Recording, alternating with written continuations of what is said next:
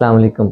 आज हम डिस्कस करेंगे कि ये ब्लड प्रेशर आखिर बढ़ता ही क्यों है और इसकी क्या वजूहात होती हैं, और दूसरा किन चीज़ों को हम नेचुरली करके तो ब्लड प्रेशर को बग़ैर दवाइयों के कम कर सकते हैं। इसमें ना दो कुछ चीज़ें होती हैं, एक को हम मॉडिफाइबल रिस्क फैक्टर यानी कि जिनको हम कंट्रोल कर सकते हैं वो होते हैं, और एक वो होते हैं जिनको हम कंट्रोल नहीं कर सकते। उनमें सबसे पहले कोई एज है, मेल डोमिनेंस है। एज में ये होता है कि आर्टरीज़ थोड़ी स्टिफ़ हो जाती हैं, तो हम उसको नहीं कंट्रोल कर सकते, क्योंकि जब आर्टरीज़ स्टिफ़ हों तो उनमें इलास्टिसिटी जो है ना वो कम हो जाती है और पेशेंट का ब्लड प्रेशर ज़्यादा होता है। मेल्स में थोड़ा ज़्यादा बढ़ता है। ये कुछ लोग होते हैं जिनको विरासती मिलता है, प्राइमरी हाइपरटेंशन अपनी फैमिली से मिलता है, फेमिलियल जिसको कहते हैं, और वो उस पे भी आपका कोई कंट्रोल नहीं होता। या कुछ लोगों में जैसे हाइपरलिपिडेमियाज़ होते हैं। इसके अलावा कुछ ऐसी चीज़ें हैं जिनको हम कंट्रोल करके अपना ब्लड प्रेशर बगैर दवाइयों के ही ठीक रख सकते हैं, और उनको हम मॉडिफाइबल रिस्क फैक्टर कहते हैं। उनमें सबसे जो पहली चीज़ है वो है सॉल्ट इंटेक। नमक का जो इस्तेमाल है वो कम से कम करें। जितना हम नमक ज़्यादा लेते हैं उतना जिस्म में पानी ज़्यादा ठहरता है। जब पानी ज़्यादा ठहरता है तो वह हमारा ब्लड प्रेशर बढ़ाता है। ये ऐसे ही है कि जैसे रमज़ान में कोई बंदा फास्टिंग करता है और बहुत ज़्यादा पानी पीता है, तो पानी क्या होता है कि जब तक हम सोते हैं तो पानी वो हमें वॉशरूम आना जाना पड़ता है, क्योंकि पानी की मिकदार ज़्यादा होती है, नमक की मिकदार जिसम में नहीं होती, और वो पानी सारा निकल जाता है, यूरिन की है वहाँ पे।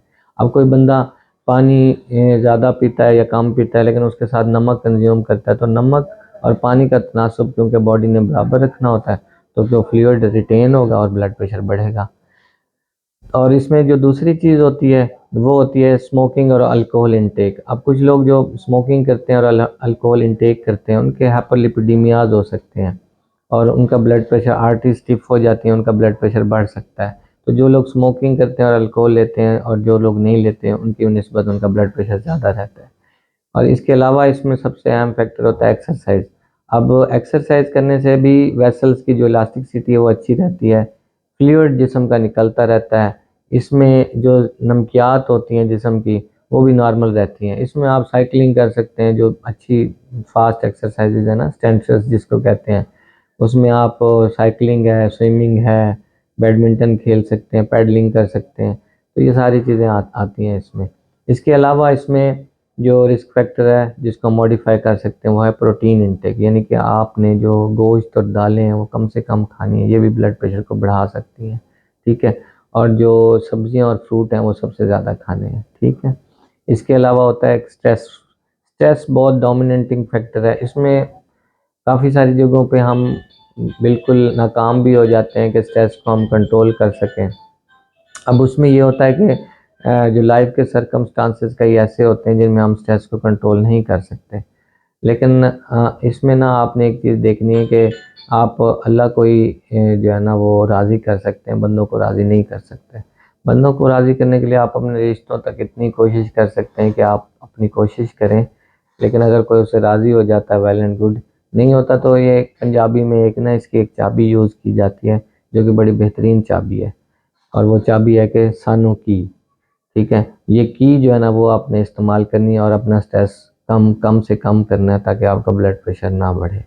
दूसरी इसमें एक और चीज़ है वेट कंट्रोल। वेट कंट्रोल में इतना सिग्निफिकेंट इफेक्ट आता है कि किसी बंदे का अगर वज़न ज़्यादा है तो उनका ब्लड प्रेशर आर्टरीज़ में लिपिड अकोमोडेशन की वजह से बढ़ सकता है। अब इसमें क्या होता है कि अगर 5 किलो या 5 पाउंड या 2.5 किलो तक अगर आपने वज़न कम किया तो उसका सिग्निफिकेंट इफेक्ट आता है इस पे, ठीक है। और इसमें एक और रिस्क फैक्टर है कि नींद। कुछ लोगों की जो नींद पूरी नहीं होती तो उसमें भी ब्लड प्रेशर बढ़ने के चांसेस होते हैं।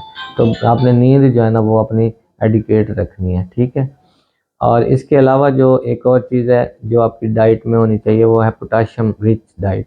अब इसमें आपने ना कंफ्यूज नहीं करना है इसको। जो सीकेडी के मरीज़ हैं और जो डायलिसिस पे हैं उन मरीज़ों को पोटाशियम रिच डाइट नहीं लेनी होती।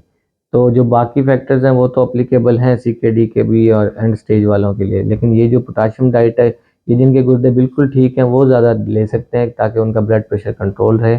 लेकिन जो डायलिसिस पे मरीज़ हैं या सीकेडी वाले हैं वो पोटाशियम रिच डाइट नहीं लेंगे, क्योंकि उनमें पहले ही पोटाशियम की ज़्यादा मिकदार होती है। तो ये सारे रिस्क फैक्टर हैं, इनको आप करके बगैर दवाइयों के आप अपना ब्लड प्रेशर कम कर सकते हैं। Thank you.